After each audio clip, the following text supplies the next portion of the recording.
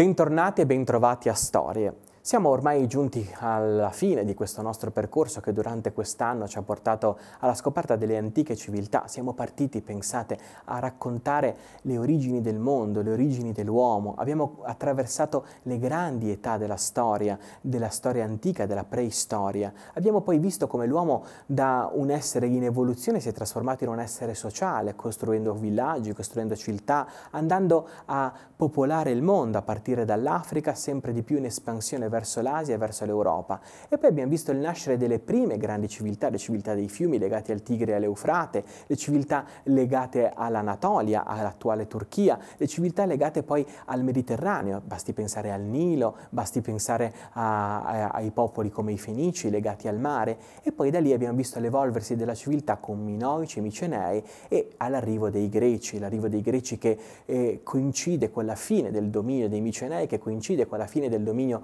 dei mitici troiani, su cui si innestano le grandi vicende di Omero, dell'Iliade e dell'Odissea. E poi i greci che vivono un periodo di profondo smarrimento, quando vengono invasi da nord da nuove ondate migratorie, da cui si riprendono migrando a loro volta verso l'Anatolia, verso la Turchia, la prima colonizzazione, e verso la Magna Grecia, verso l'Italia meridionale, la seconda colonizzazione, e cercano a questo punto un'identità di se stessi e trovano l'identità di se stessi in due grandi concetti: il concetto di giustizia, che ce lo racconta Esiodo nella Teogonia, nel catalogo delle donne, e il concetto di colpa, il concetto di hybris. Hybris è la colpa, è la superbia con cui l'uomo si rapporta nei confronti di Dio. Nei confronti di Dio l'uomo fa atti di superbia, si crede in qualche modo superiore agli dei.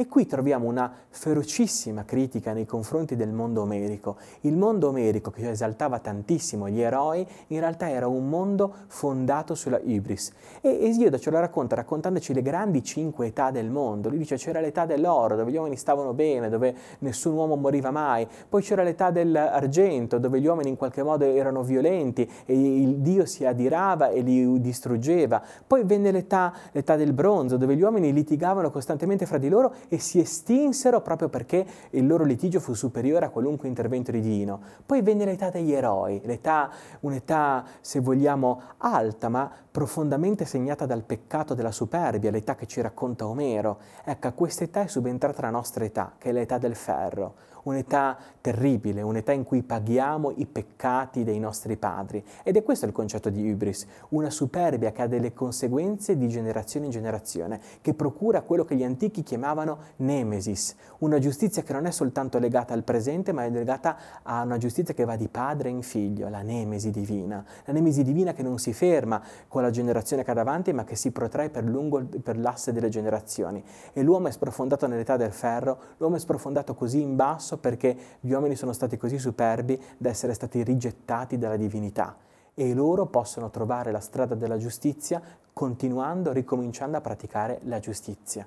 Esiodo è il poeta della crisi. Esiodo è il poeta che in qualche modo dice: il mondo greco è in crisi, ed è in crisi perché ha dimenticato la giustizia, perché si è fatto protagonista di un atto di superbia. Ecco, forse questa, che è una lettura molto arcaica, è in realtà molto più contemporanea di quello che pensiamo, perché anche oggi noi assistiamo all'emergere nelle nostre società di movimenti che imputano alla società quella di essere stata troppo superba, e mettendola sul banco degli imputati in qualche modo giudicano l'ingiustizia che ne deriva proprio come esito della superbia umana. In parte è vero, in parte no. Proprio per questo è interessante sapere come va a finire la storia di Esiodo. La raccontiamo nelle ultime 2 puntate di Storie nei prossimi giorni.